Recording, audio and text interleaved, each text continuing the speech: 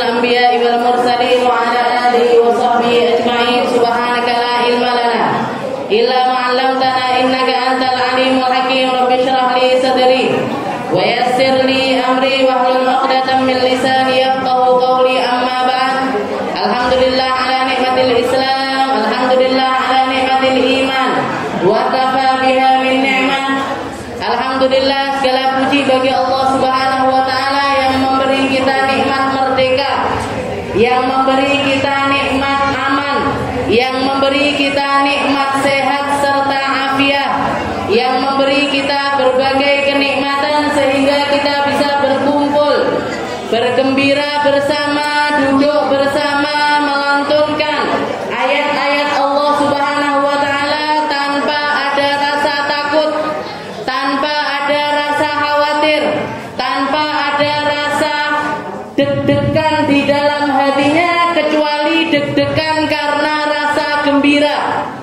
Mbuh gembira karena baru nyanyi Indonesia Raya, atau karena deg-degan karena kita memang benar-benar mensyukuri sesuatu yang begitu besar yang Allah Subhanahu wa taala anugerahkan kepada kita semua lewat perjuangan-perjuangan yang tidak sebentar, lewat perjuangan-perjuangan yang tidak mudah, lewat perjuangan-perjuangan yang berdarah-darah.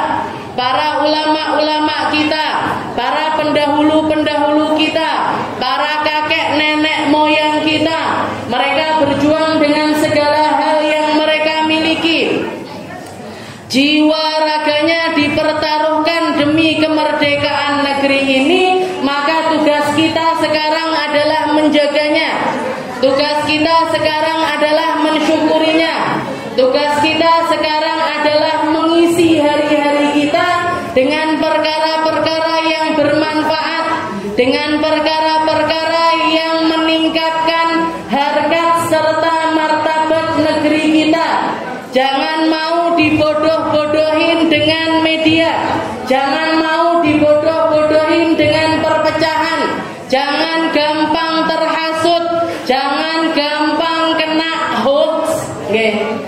Ngapa hoax, Bu? Jangan gampang terhasut dengan sesuatu yang dikatakan atau diucapkan oleh para pembenci-pembenci negeri, oleh para perusak-perusak negeri. Nabi kita Nabi Muhammad sallallahu alaihi wasallam mengatakan,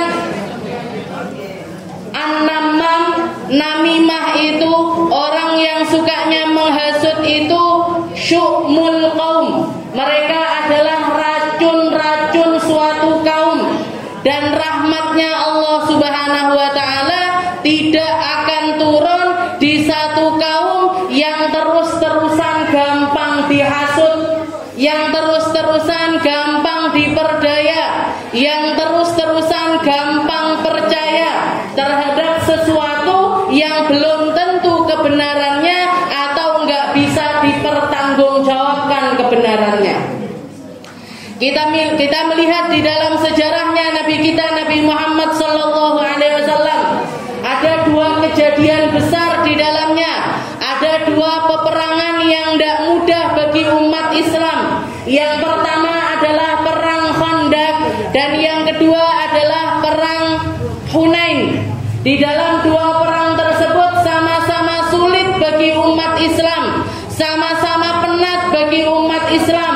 Bahkan ketika di perang Khandaq, ketika bagian depannya Madinah sudah dibikin satu lubang yang luar biasa besar, tapi ternyata musuhnya Nabi Muhammad, musuhnya umat Islam bukan cuma datang dari luar saja, tapi dari seluruh penjuru, dari depan, dari belakang, dari samping kanan, dari samping kiri. Mereka-mereka yang pertamanya sudah berdamai dengan Nabi, orang-orang yang sudah bikin perjanjian damai dengan Rasulullah sallallahu alaihi wasallam, mereka memilih untuk berkhianat serentak. Mereka memilih untuk menyerang Nabi dalam satu waktu.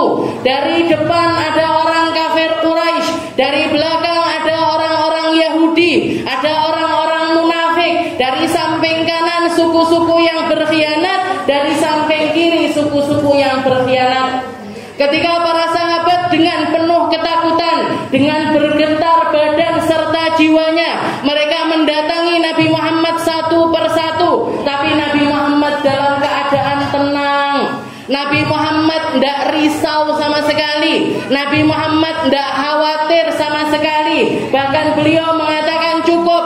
Qulu hasbunallah wa ni'mal wakil. Qulu hasbunallah wa ni'mal wakil. Qulu hasbunallah wa ni'mal wakil. Enggak perlu kalian khawatir ketika kamu tahu persis siapa lawanmu, ketika kamu tahu persis siapa orang-orang jahat yang memang ingin memerangi kita. Enggak penting keberadaan mereka berapapun jumlahnya, sesempurna apapun persiapan mereka, sebanyak apapun persenjataan mereka, tidak perlu risau. Hasbunallah wa ni'mal wakil. Kita punya Allah.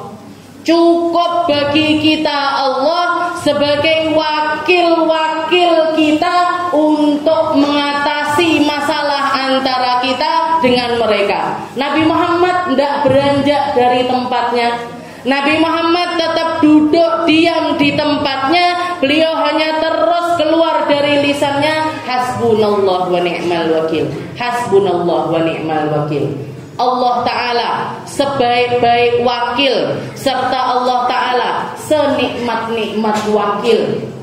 Kalau kita mewakilkan seluruh urusan kita kepada Allah Subhanahu wa Ta'ala, Allah Ta'ala akan menyelesaikannya dengan cara yang terindah, dengan cara yang terbaik. Selama kita taat kepadanya, selama kita bertakwa kepadanya, selama kita takut hanya kepada Allah Subhanahu wa Ta'ala, urusan sebesar apapun akan selalu mampu untuk kita hadapi.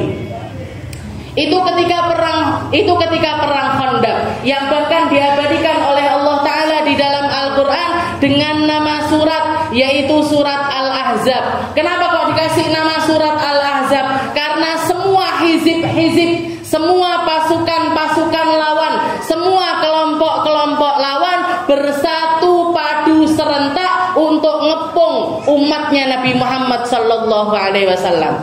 Tapi bala tentaranya Allah lebih kuat. Tapi kekuatannya Allah Ta'ala di luar prediksinya mereka. Cara Allah Ta'ala untuk menangani masalah di luar yang bisa dibayangkan oleh manusia. Allah Ta'ala mengirimkan pasukannya berupa hawa-hawa dingin yang menusuk ke seluruh tulang-tulang mereka, serta angin puting beliung yang memporak-porandakan pasukan-pasukan mereka.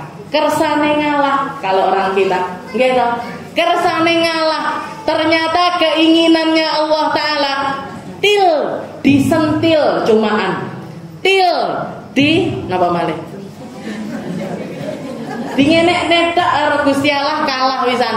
Pulang pontang-panting ke arah ke negeri mereka masing-masing. Itu ketika perang Ahzab.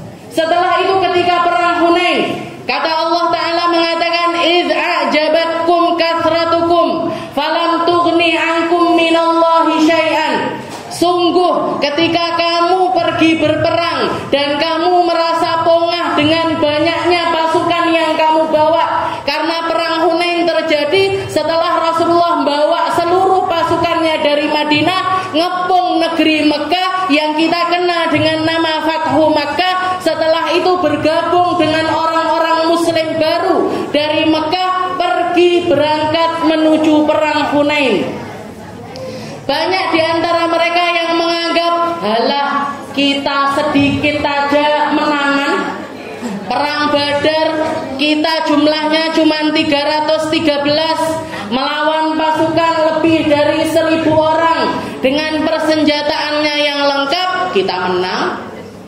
Ketika perang Ahzab kita dikepung dari segala penjuru tempat, jumlah kita tidak banyak kalau dibandingkan dengan mereka semuanya, kita juga menang. Opo maneh iki? Apalagi ini kita berangkat dengan dua pasukan gabungan antara negeri Mekah dengan negeri Madinah, sudah pasti kita akan mendapatkan kemenangan. Kata Allah Ta'ala, idh a'jabatkum kathratukum, ketika kalian terperdaya dengan rasa banyak yang kalian miliki, kalian menganggap pasukanku sudah banyak, pasukanku sudah kuat, pasukanku perlengkapannya bagus dan lain sebagainya. Kata Allah Ta'ala, ternyata itu ndak cukup. Yang kayak gitu ndak cukup. Kalau kamu yang ada di dalam hatimu rasa-rasa yang semacam itu, Allah Ta'ala yang akan mengalahkan kalian.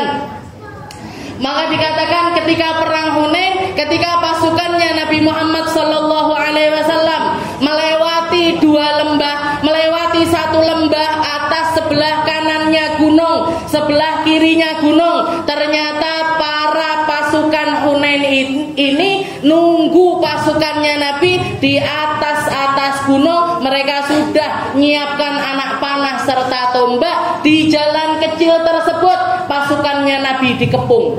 Di tempat kecil tersebut pasukannya Nabi Muhammad diporak-porandakan, mundur semuanya kecuali Nabi Muhammad SAW. Nabi Muhammad tetap maju sendirian, berjalan dengan ontas, dengan ontanya hanya didampingi dua orang saja. Sebelah kanannya ada Sayyidina Abbas, sebelah kirinya sahabat yang lainnya. Beliau hanya mengucapkan satu kata, ana nabiyun la kadzib, saya adalah seorang nabi yang tidak pernah berdusta. Ana ibnu Abdul Muttalib, saya dari kalangan Bani Abdul Muttalib. Ana nabiyun bila kadzib, saya nabi yang tidak pernah berdusta. Saya nabi dari Bani Abdul Muttalib. Maju dengan hujan panah serta hujan tombak, semuanya mengarah kepada Nabi Muhammad SAW. Semua pasukannya Nabi mundur. Tidak lebih dari 10 atau 15 orang yang tetap maju bersama-sama dengan Nabi Muhammad SAW. Tidak bergeming Nabi, tidak gentar sama sekali Nabi. Sampai Sayyidina Abbas mengatakan, ya Muhammad, kalau kayak gini terus lama-lama kita juga akan mati. Kalau kayak gini terus kita juga akan terkalahkan. Panggil seluruh pasukanmu, sadarkan mereka, majukan mereka, kobarkan lagi semangatnya mereka. Maka Rasulullah mengatakan, wa kaifa ya am, gimana caranya wahai pamanku? Panggil satu persatu dengan nama kabilah mereka masing-masing.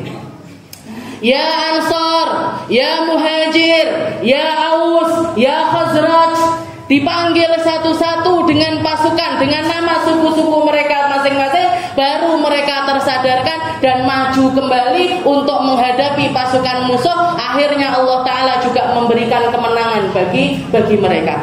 Dua mauqif di mana Rasulullah SAW tidak gentar sama sekali dengan pasukan musuh. Tapi ketika Rasulullah SAW tenang-tenang duduk di dalam masjid, ketika Rasulullah tidak ada apa-apa, beliau lagi duduk-duduk di dalam masjid, datang satu orang laki-laki mengatakan, ya Rasul, di pasar ada dua orang laki-laki bertengkar. Yang satu dari kalangan Ansar, yang satu dari kalangan Muhajir. Yang satu penduduk asli Madinah, yang satu penduduk asli Mekah. Mereka bertengkar sampai gelut tak karu-karuan. Yang satu memanggil kaumnya, yang satu manggil sukunya, ya Ansar. Yang satu juga manggil sukunya, ya Muhajir. Ngumpul orang Ansar, ngumpul orang Muhajir. Datang begitu Rasulullah diadukan yang semacam itu, beliau tidak pakai nanti, langsung berdiri dari duduknya, pergi ke pasar, mengatakan di hadapan seluruh orang yang berkumpul pada saat itu, sambil mengatakan, da'ha fa innaha muntinah. Tinggalkan orang-orang kayak gini, tinggalkan pemecah belah umat, tinggalkan para tukang provokasi, tinggalkan orang-orang yang suka sukanya bikin kegaduhan, tinggalkan mereka, jangan ditolongin. Orang Ansor ndak usah nolong orang Ansor ini karena mengaku atau menganggap karena kesukuannya. Orang Muhajir kamu nggak perlu nolongin orang Muhajir ini karena dia adalah provokasi umat. Dari sini kita melihat Rasulullah Shallallahu Alaihi Wasallam ketika musuhnya jelas, ketika musuhnya orang-orang non-Muslim, ketika musuhnya orang-orang kafir, kita tidak perlu takut karena kita tidak akan dihancurkan oleh Allah Ta'ala lewat tangan-tangan mereka. Tapi yang perlu kita khawatirkan adalah para musuh-musuhnya umat yang bersembunyi di bawah selimut mereka. Kita ngomongnya musuh di dalam selimut, koyoke konco, kayaknya temen, kayaknya sesama muslim, kayaknya sesama majelis, tapi ternyata mereka masuk untuk merusak, tapi mereka masuk untuk memprovokasi, mereka masuk untuk bikin kegaduhan di dalam umat. Kita ini bangsa yang merdeka, sudah 78 tahun kita merdeka. Maka jadilah orang-orang yang pintar, jadilah merdeka yang sesungguhnya, jadilah merdeka tanpa diperbudak oleh siapapun, merdeka di dalam agama maupun merdeka di dalam bernegara. Kita merdeka di dalam bernegara untuk bisa menyuarakan apapun kebaikan-kebaikan yang bisa kita suarakan. Kita merdeka di dalam berislam karena Islam sendiri mengeluarkan manusia dari perbudakan apapun menuju perbudakan hanya kepada Allah Subhanahu wa Ta'ala. La ilaha illallah, la ilaha illallah, la ma'buda bihaqqin illallah. Tidak ada sesuatu apapun yang perlu jadi ilah di dalam hati kita, jadi pendominasi hati kita, jadi penguasa di dalam hati kita. Jangan sampai kita diperbudak oleh harta, jangan sampai diperbudak jabatan, jangan diperbudak oleh keakuan, jangan diperbudak oleh bahkan diri kita sendiri, tapi jadilah hamba-hamba Allah yang bertakwa. Jadilah hamba-hamba Allah yang ngerti caranya jadi orang baik, yang ngerti caranya ibadah dengan benar, yang ngerti caranya tunduk dan patuh hanya kepada Allah Subhanahu wa Ta'ala. Seperti itu kejadiannya, karena salah satu hal yang ketika Nabi Muhammad meminta kepada Allah tidak dikabul sama Allah. Apa itu? Rasulullah minta agar tidak dihancurkan oleh orang-orang kafir, diijabah sama Allah.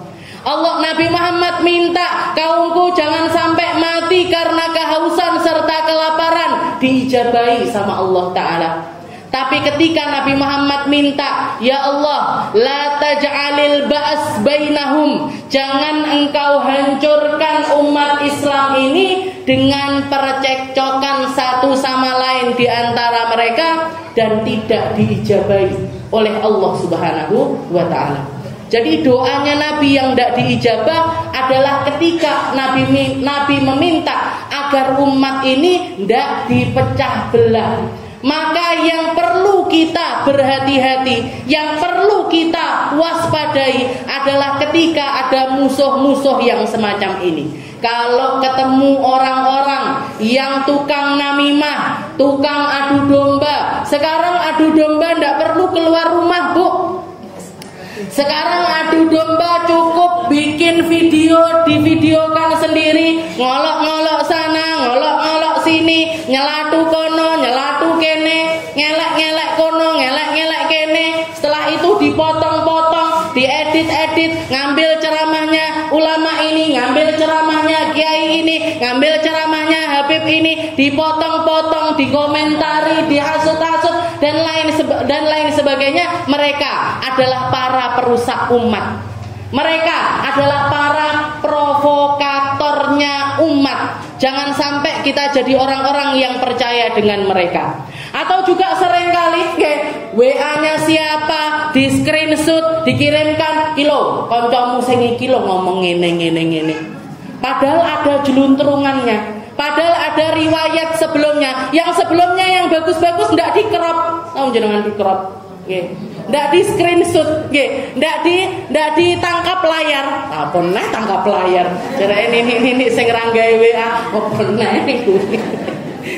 Jadi di screenshot, diketok-ketok, kirim sana, kirim sini, lihat ini.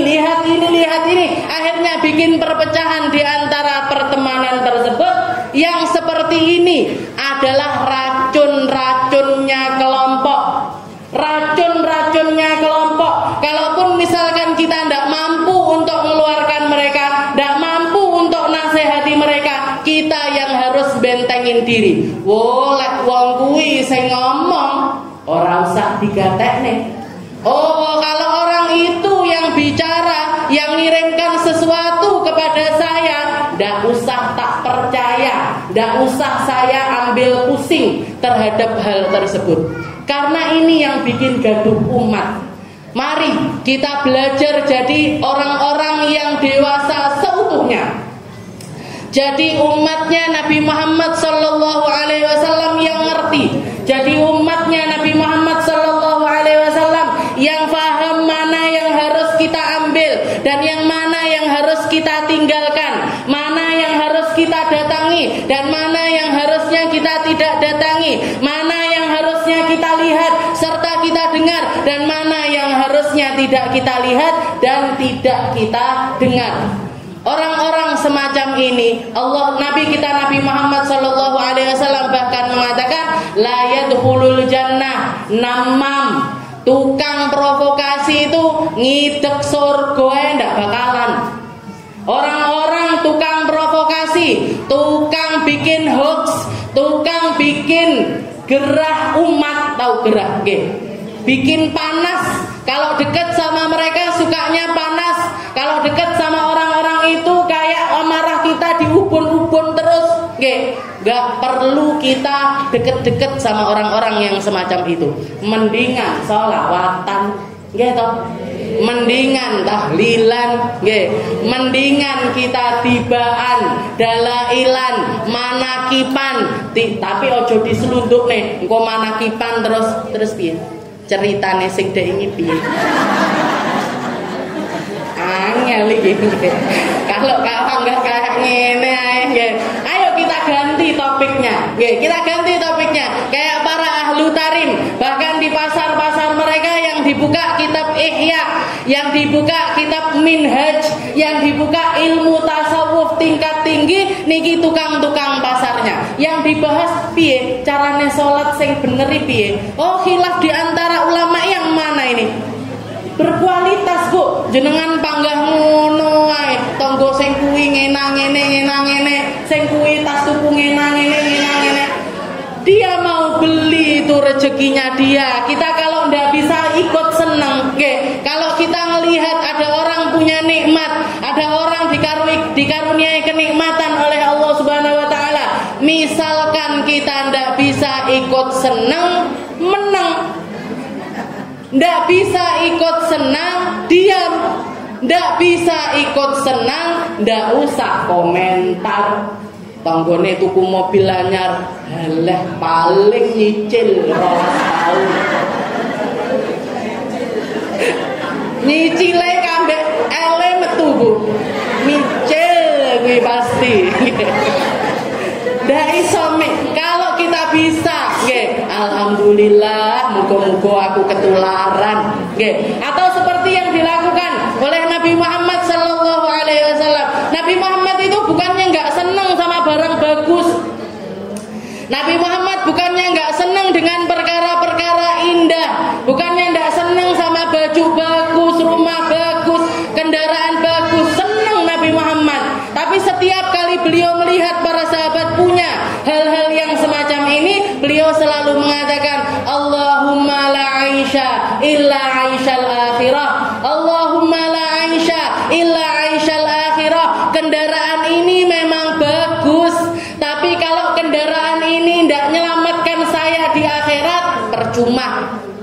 Rumah ini memang bagus, tempat tinggal yang semacam ini memang bagus, ornamen-ornamen kayak gini bagus, tapi kalau tidak menyelamatkan saya untuk menghadapi pertanyaannya Allah Ta'ala, percuma. Baju yang semacam ini memang bagus, tapi kalau baju ini bukannya bawa saya ke surga, tapi nyemplungkan saya ke neraka, saya mendingan ndak pakai. Allahumma la aisha illa aishal akhirah. Ya Allah, hanya kehidupan yang hakiki, yaitu di akhiratmu yang saya inginkan. Saya pengen puas-puas pakai baju bagus, bukan di sini tapi di akhirat. Saya pengen puas-puas punya tempat tinggal indah, tidak di sini tapi di akhirat. Saya pengen punya kendaraan-kendaraan bagus, bukan di sini tapi di sisi Allah Subhanahu wa Ta'ala. Mugi-mugi kita jadi umat yang tambah cerdas, jadi umat yang semakin merdeka. Merdeka di dalam berpikir, merdeka di dalam merasa, merdeka di dalam melantunkan Al-Quran, merdeka di dalam perkara-perkara kebaikan. Kita isi sebagai bentuk syukurnya kita atas perjuangan para pahlawan kita yang mengorbankan jiwa raganya, bahkan nyawa-nyawa mereka diberikan untuk merdekanya negeri ini. Kita kirimkan Yasin kepada mereka, kita kirimkan Waqiah tadi kepada mereka, kita kirimkan tahlil kepada mereka, agar mereka semuanya merasakan kenikmatan di dalam kubur-kubur mereka. Dan semoga Allah Ta'ala mengangkat derajat kita dan mereka. Semoga Allah Ta'ala masukkan kita ke surga dan juga mereka. Semoga Allah Ta'ala membawa kita ke dalam keselamatan fid dini wad dunya wal akhirah, untuk kita serta mereka, serta keluarga kita, serta orang-orang tercinta kita. Amin Allahumma amin. Dan sedikit yang perlu saya sampaikan, tadi baca Yasin, habis itu kita baca Waqiah, niku mendadak, tidak ada di dalam listnya niki. Karena saya tiba-tiba ingat, saya masuk di dalam kepanitiaan yang akan menyambut guru mulia kami Habib Umar bin Hafid serta Hubabah Nur.